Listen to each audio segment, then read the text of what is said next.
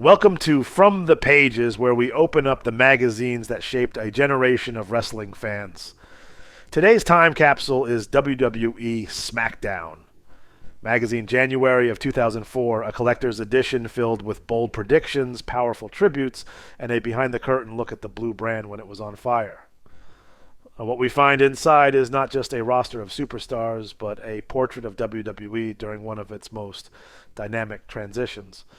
So buckle up and get ready for a blast of wrestling energy, SmackDown style. And remember, if you like what you're hearing, make sure to like, share, and subscribe. We begin with Smack Talk, the magazine's signature editorial hub. This month, the staff reflects on the year that was 2003 and offers bold predictions for the future. There's a feeling of reinvention in the air, with SmackDown finding its identity separate from Raw. The writers use this issue to highlight superstars who may define the coming year, like Eddie Guerrero, who at the time was climbing toward greatness but hadn't yet reached the mountaintop. There's talk of Brock Lesnar cementing his dominance, the rise of John Cena, and a hopeful glimpse into what might come next for Rey Mysterio, Kurt Angle, and the rest of the roster. Then comes a powerful, heartfelt tribute saying goodbye. The superstars bid farewell to Mike Crash Holly Lockwood. Crash Holly passed away in 2003, and this piece stands as a testament to both his talent and his heart. The article looks back on his run as hardcore champion, specifically highlighting the beloved 24/7 rule. From 2000 to 2002, Crash won the hardcore title 21 times. The magazine remembers him as unpredictable, electric, and completely original. Fellow superstars, including Hardcore Holly, reflect on his ability to make people laugh and his refusal to be anyone but himself. This tribute is raw and honest. It doesn't sugarcoat the pain, but it does celebrate the man.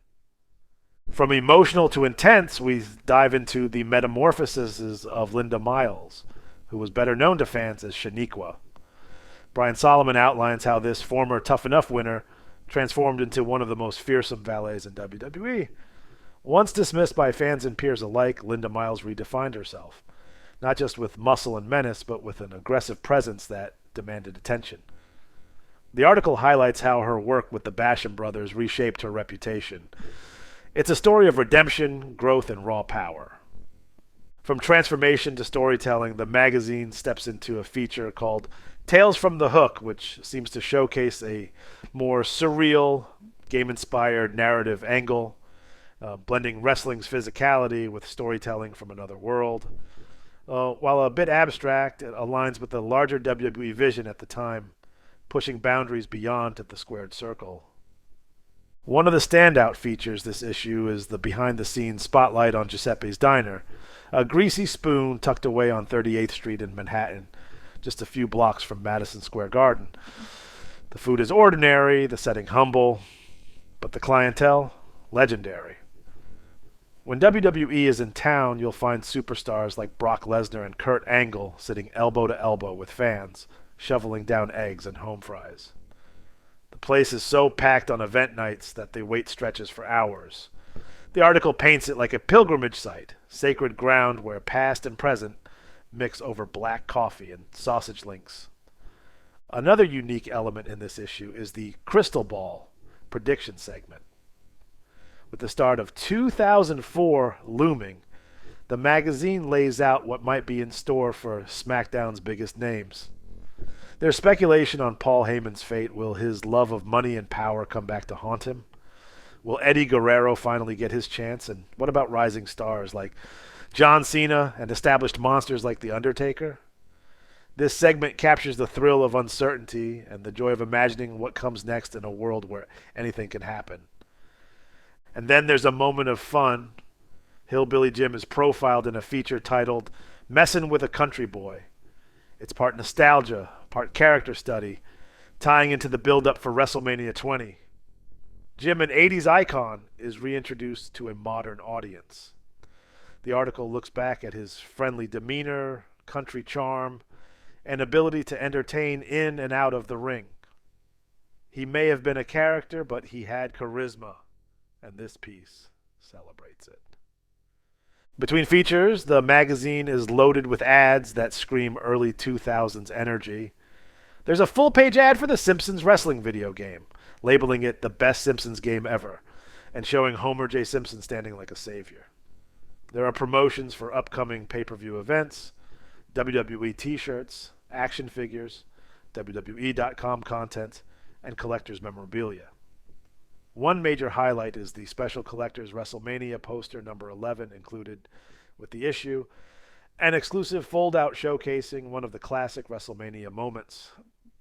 These posters became iconic among fans who grew up during this time. You'll also find contact info for the Figures Toy Company, offering exclusive merchandise including action figures and retro collectibles. The magazine even provides store hours and fax numbers, an old school touch from an era before mobile commerce took over.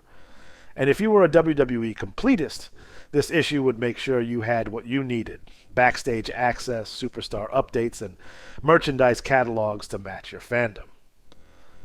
WWE SmackDown! Magazine, January 2004, captures the blue brand on the edge of evolution. You can feel the change coming.